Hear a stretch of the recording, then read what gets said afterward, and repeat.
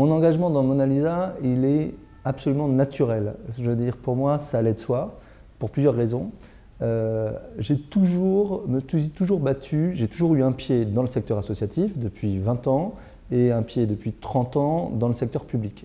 Et j'ai jamais adhéré à l'idée que l'un et l'autre devaient s'opposer, qu'on devait être schizophrène, mais qu'ensemble, c'était purement complémentaire. Donc ça, c'était naturel. Puis la deuxième chose, ce que j'ai adoré, c'est mes premières discussions avec Jean-François Serre, qui m'a dit « Oulala, est-ce que le service civique, si on prend des volontaires en service civique dans un programme comme cela, est-ce que ça ne va pas décourager les bénévoles ?» Et de se dire, au contraire, le fait qu'il y ait des jeunes engagés, ça donne envie à des bénévoles, souvent plus âgés, de pouvoir s'impliquer. C'est plus fun, c'est plus organisé, c'est plus complémentaire, c'est plus intergénérationnel. Donc c'est exactement ce qu'on voulait faire. Et mon engagement dans Mona Lisa, il repose sur une seule idée, c'est une vie qui n'est pas engagée est une vie sans saveur. Comment est-ce qu'on peut s'engager? S'engager contre l'isolement, c'est un magnifique engagement. En quoi est-ce que mon parcours fait que j'ai été associé à Mona Lisa? Pour moi, la réponse est assez simple.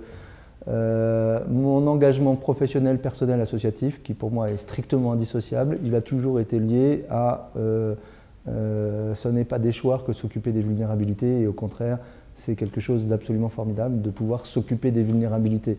Alors s'occuper des vulnérabilités quand on est dans un hôpital, quand on fait des études de médecine, quand on est dans une association comme Emmaüs, quand on monte le RSA, quand on s'occupe du service civique et des jeunes qui puissent venir se rendre utiles au secours des autres, etc. Voilà. Donc ça, pour moi, il n'y a pas de question.